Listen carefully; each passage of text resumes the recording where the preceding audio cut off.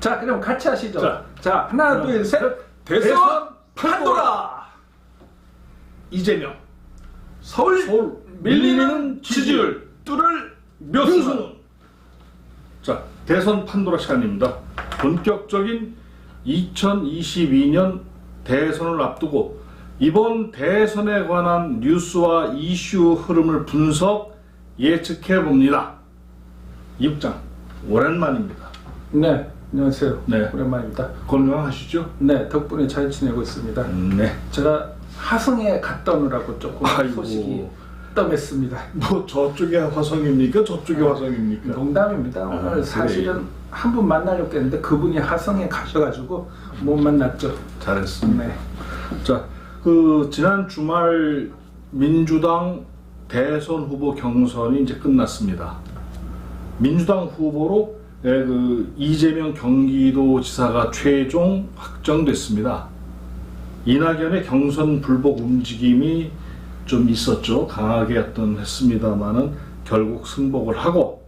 그럼 이제 민주당 경선 어땠습니까? 네, 당초 아주 치열한 대결이 예상이 되었지만 초반부터 이재명 경기도지사 후보가 이 판세를 장악하고 이렇게 진행이 됐습니다. 네. 지난 10일 서울 경선 최종 경선에서 포함해서 이재명 후보가 경선 누적 득표율 50.29%, 과반수 이상 득표율로 민주당의 대선 후보로 공식 확정됐습니다. 특히 서울 경선에서 이재명 후보가 51.45% 가반 이상의 득표를 거뒀습니다. 그런데 3차 국민 일반 당원 선거인단 투표에서는 28.3%밖에 받지를 못했습니다. 반면에 이낙연 후보가 3차 국민선거인단 투표에서 62.37% 득표를 받는 기염을 토해냈는데요. 이재명 후보가 앞서 광주 전남 지역에서 근소한 표자로 이한 것을 제외하고는 10개 지역 경선에서 모두 10개 지역 경선과 1, 2차 국민선거인단 투표에서 가반 이상의 압승을 거뒀습니다. 그래서 3차 선거인단 투표 결과만 보면 이변이 이렇게 그렇죠. 이변이 발생했죠. 수 있죠. 발생했는데 이는 막판에 대장동 논란, 표심 반영이라는 분석이 있고 또 한편에서는 국민의힘 지지층들의 역선택 의혹이 불거져 나오고 있습니다. 하지만 명확하게 확인된 팩트는 없고요. 다만 일부 일베라든지 일부 보수 사이트 중심으로 3차 선거인단 모집 게시물이 집중적으로 이렇게 유포가 되었는데요. 그런데 불구하고 현재까지는 의혹 수준이고 조직적 개입이 있었다, 역선택 개입이 있었다, 이거는 확인된 바는 없고요. 강하게 그런 상황이죠. 네. 일단 이낙연 후보가 승복을 했습니다만 지지자들의 대거 이탈, 또 이제 가처분 신청 등 원팀 구성의 난관이 현재 도사리고 있는 그런 모양새도 있는 것 같아요. 네, 현재 이낙연 후보 측이 공식 경선 승복을 했습니다. 입장을 발표를 했고 선택을 존중한다, 받아들이겠다, 그리고 민주당 승리를 위해서 힘을 합치겠다, 이런 입장을 표명했습니다. 근데 그럼에도 불구하고 이낙연 후보를 지지해온 이 강경 지지자들 중심으로 경선 불복에 관한 법원의 가처분 신청이 지금 제기가 됐고, 또 한편에서는 지금 최근의 여론조사 결과입니다만 이낙연 후보를 지지한 상당수 지지자들이 윤석열 쪽으로 이동했다, 이런 분석들이 나오고 있습니다. 근데 여기에 관해서도 또 일부 또 반론이 있습니다. 처음부터 국민의 좀 보수 지지 세력의 일부가 민주당 경선에 등록했고 경선이 끝나니까 빠져나갔다 다시 원위치 했다, 이런 또 분석도 있습니다. 근데 또 사실 과학적 분석이라고 명확히 이렇게 규정하기는 어렵지만 다만 그런 주장이 있다 정도로 이렇게 보면 될 것 같고요. 이번 내년 대선이 지금 현재로서는 정권 교체론과 정권 유지론이 이렇게 맞서고 있지만 정권 교체론이 조금 그죠. 정권 재창출과 정권 교체론에서 정권 교체론이 조금 앞선 그런 여론조사가 나오고 있습니다만 대체적으로 여론조사 전문가들이나 뭐 양당 입장 또 언론 기자들 또 분석을 종합해 보면은 내년 대선이 여야 후보의 건수한 1~2% 정도의 표자로 승부가 날 것이다 이렇게 분석이 되고 있습니다. 그렇기 때문에 이낙연 후보 입장에서는 민주당이죠, 그죠? 민주당 입장에서는 강력한 원팀을 구성해서 이렇게 대선에 본선에 이렇게 대비해야 되는 상황인데 그렇기 때문에 한 표라도 지금 아쉬운 그런 상황이죠. 이낙연 후보를 지지했던 지지자들의 이 그런 그동안의 경선 과정에서 서로 간의 뭐 대결 구도 속에서 뭐 상처 이런 것도 많을 텐데 민주당이 이렇게 극복해야 될 핵심적 당면 과제라고 볼 수 있습니다. 있죠. 예. 그럼 이제 최신 그 대선 여론조사 결과는 어떻습니까? 네. 지난 14일 오늘 기준으로 하루 전에 발표된 여론조사인데요. 한국 리서치 조사 및 KBS 의뢰 대선 여론조사가 있었습니다. 서울 지역 표심이 크게 요동치고 있는 것으로 지금 확인이 됐습니다. 민주당 이재명 대선 후보와 국민의힘 대선 경선 후보자 간의 가상 대결을 상정한 여론조사였는데요. 전체 결과에서는 이재명 민주당 후보가 앞서는 걸로 나왔지만 서울 지역에 한정해서 이렇게 결과를 보면은 이재명 후보가 윤석열, 홍준표, 유승민, 원희룡 국민의힘 후보가 모두 밀리는 것으로 이렇게 지금 드러나고 있습니다. 그래서 이번 조사를 조금 구체적으로 보면은 지난 11일부터 13일 실시가 됐는데 바로 민주당 대선 후보 선출 직후에 실시된 여론조사입니다. 전국 만 18세 이상 성인 남녀 1,000명을 대상으로 휴대전화 가상번호를 활용한 전화면접 방식으로 진행이 됐습니다. 그래서 뭐 표본 오차 95% 신뢰 수준, 플러스 마이너스 3.1%포인트, 응답률은 21.8%입니다. 그리고 자세한 것은 중앙선거 여론조사 심의위원회 홈페이지를 참조하면 되는데 이런 뭐 여론조사 방식 기법에 관해서 좀 어떻게 뭐 구체적으로 얘기를 했잖아요. 이 선거법에 규정이 있습니다. 그래서 이렇게 소개를 해드린 거고, 전체적으로 봤을 때 이재명 후보와 국민의힘 윤석열의 전국 그 가상 대결 결과는 41%대 36% 이재명 후보가 우세하게 나왔습니다. 지역별로 보면 이재명 지사가 뭐 이렇게 텃밭이라고 할 수 있죠. 경기도, 인천, 대전, 세전, 충청, 호남 지역에서 강세를 보였고요. 반면에 서울, 대구, 경북, 부산, 울산, 경남, 강원, 제주 등에서 윤석열 국민의힘 현재로서는 예비 후보, 경선 후보가 우세를 나타내고 있습니다. 강원, 제주를 좀 살펴볼 필요도 있는데요. 어떻게 보면 조금 중립적인 지역이라고 할 수도 있잖아요. 강원이 중립적이라고? 네. 뭐 조금 극명하게 드러나지 않는 지역이 아닐까 싶어서 말씀드렸는데요. 아니나 다를까 강원 제주에서는 이재명 후보가 39.4%가 나왔고 윤석열 후보가 42.1% 오차 범위내 접전 양상을 보고 있습니다. 근데 서울을 보면 완전 결과가 다릅니다. 서울에서는 이재명 후보가 29.2%가 나왔고 윤석열 후보가 46.3%가 나와서 윤석열 후보 오차 범위를 넘어서서 이렇게 앞서는 걸로 나왔습니다. 다른 후보와의 가상 대결 결과를 보면요. 이재명 대 홍준표 대결에서는 39.9% 대 39.3% 건소하게 이재명 후보가 앞섰습니다. 이재명 대 유승민 대결에서는 43.7% 대 26.7%, 이재명 대 원희룡 대결에서는 45.3% 대 28.1%로 해서 모두 이재명 후보가 상당히 앞선 걸로 나왔는데, 다시 한번 정리해 보면요. 이재명 후보가 지금 현재 서울 지지도에서는 윤석열과 붙었을 경우에 29.2% 대 46.3%, 홍준표 후보가 붙었을 경우에는 33.5% 대 41.5%, 유승민 후보와의 대결에서는 30.8% 대 36.2%, 원희룡 후보와의 대결에서는 34.0% 대 36.8% 모두 뒤처지고 있습니다. 지금 민주당의 어떤 서울 지역의 한정에서 보자면 상당히 좀 심각한 상황이라고 볼 수 있는데, 여기 대해서 시사정치 평론가인 그 김용민 평안나무 이사장이 페북에 일가를 했습니다.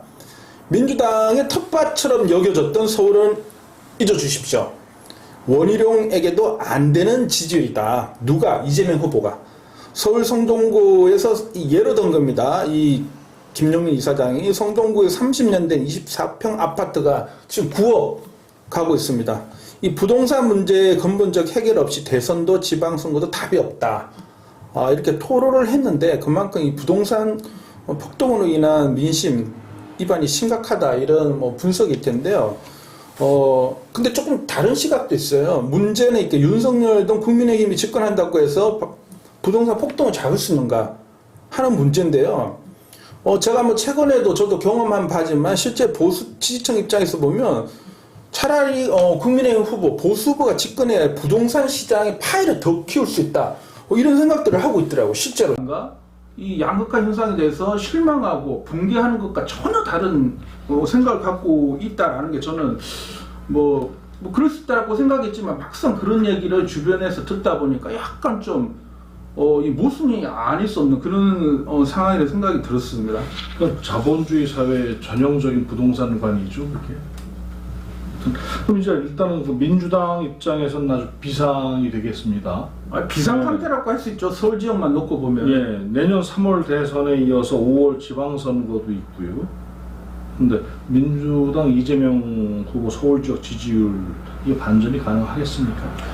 만약 내일 대선일이라고 하면 상당히 심각하죠. 쉽지 않은 상황인데, 현재 국민의힘 대선 경선이 진행되고 있지 않습니까? 11월 초에 이제 후보가 확정될 예정인데, 그리고 내년 3월 9일 대선 투표일입니다. 5개월 조금 6개월 정도 조금 안 되고, 5개월은 더 조금 훨씬 지난 그 중간에 있는 기간인데요. 얼마든지 상황은 바뀔 수 있습니다. 다만 전제가 있죠.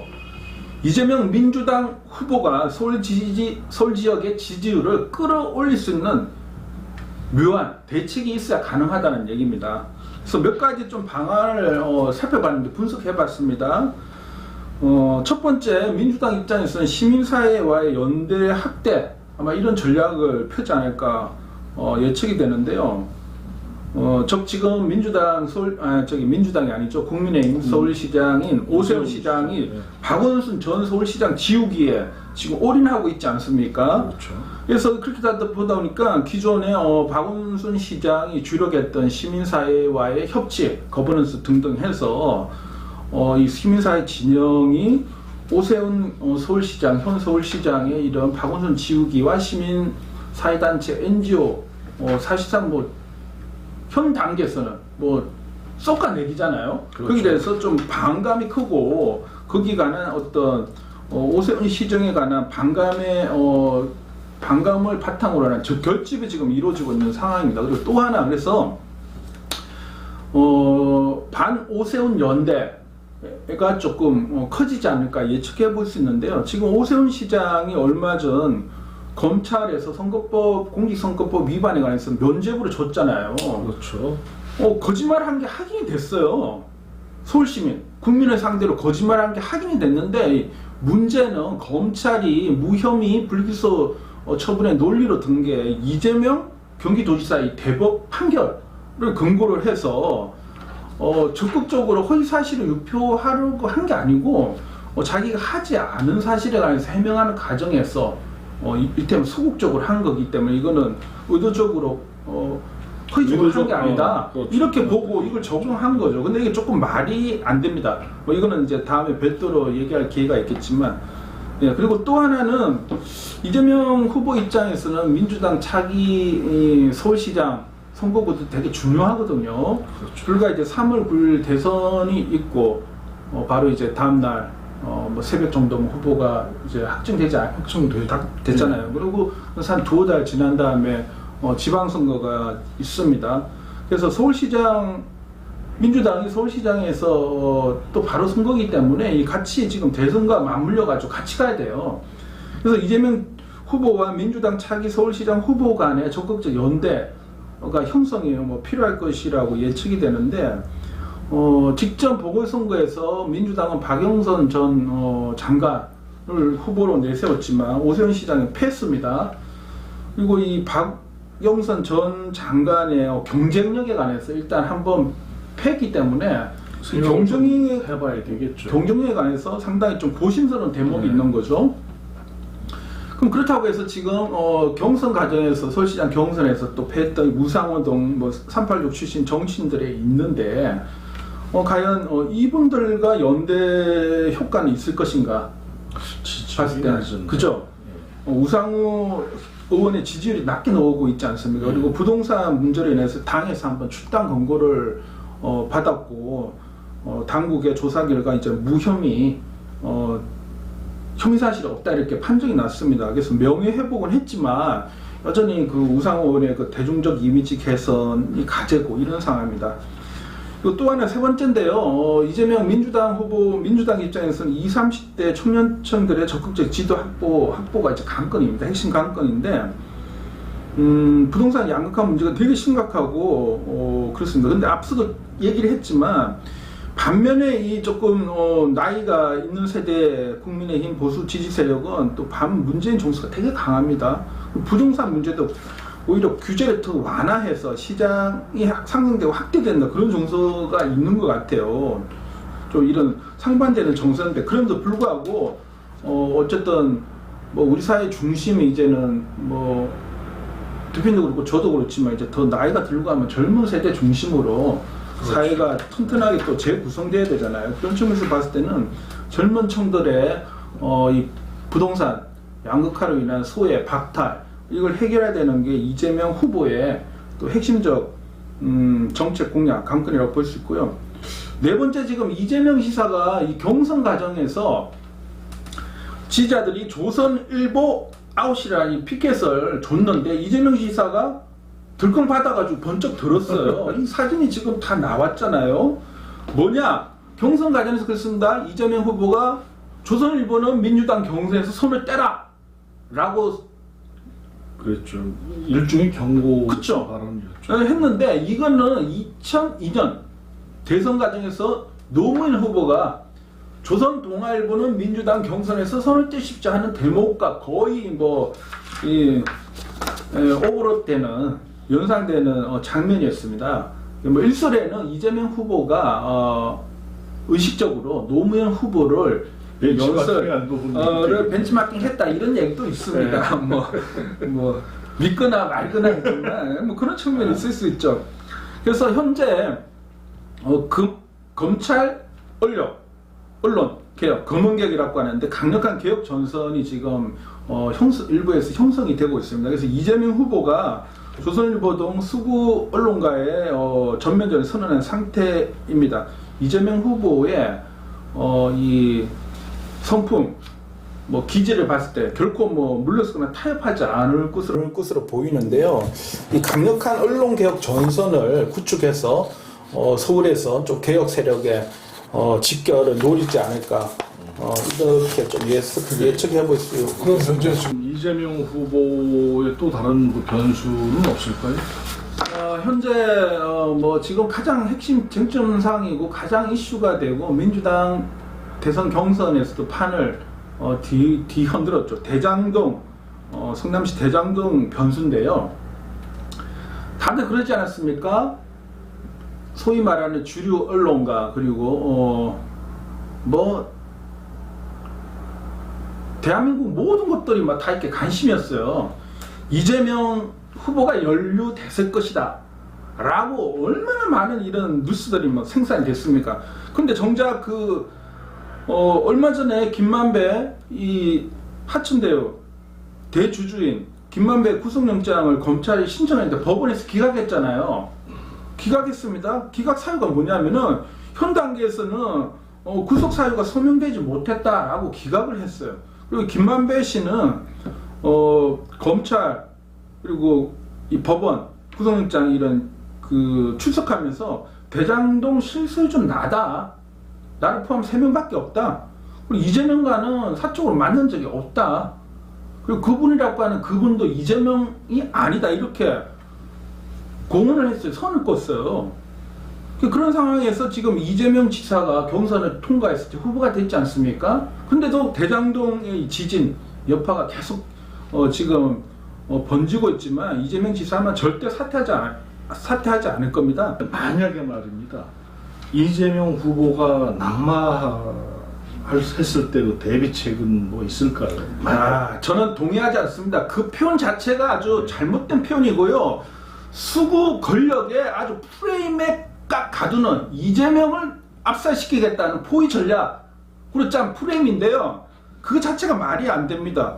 왜 지금 집권 여당 180석을 가진 민주당의 대선 후보로 확정이 됐는데 사퇴를 왜 해요? 근데 언론에서 기득권 권력에서 계속 사퇴하라고 몰아가고 있죠. 말도 안 되죠. 이재명 후보가 낙마하는 일 절대 발생하지 않을 것입니다. 그리고 설령 새로운 이런 혐의 사실이 드러나서 설령 기소가 된다 그런 일 없을 거라고 보지만 만에 하나 그런 일이 있어서 한다 하더라도 이재명 후보는 본선 끝까지 완주할 겁니다.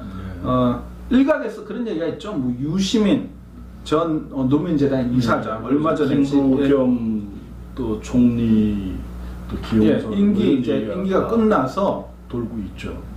유시민 전 이사장이 봉화마을 갔을 때 노무현 모욕을 또 참배를 했잖아요. 김부겸 유시민 등판설이 지금 흘러나오고 있습니다.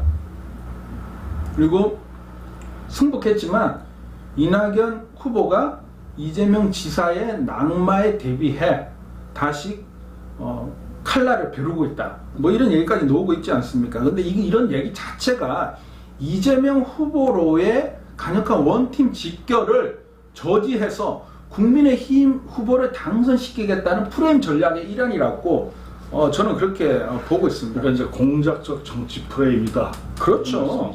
이재명 후보가 낙마에 절대 있을 수 없어요. 제가 봤을 때는 이재명 후보 무조건 100% 본선 완주하고 누가 될 것인가 그거는 봐야죠. 우리가 예측할 수 없죠. 그렇죠. 그건 민심이 결정하는 것이고. 네. 자, 오늘 대선 판도라 시간 민주당 이재명 대선 후보 확정과 이후 전망을 살펴봤습니다. 다음 시간에는 국민의힘 대선 경선 판세를 분석해 보겠습니다. 자, 오늘 방송은 여기까지입니다. 이국장님 오늘 수고 많이 하셨습니다. 감사합니다. 네, 고생하셨습니다. 감사합니다. 고맙습니다.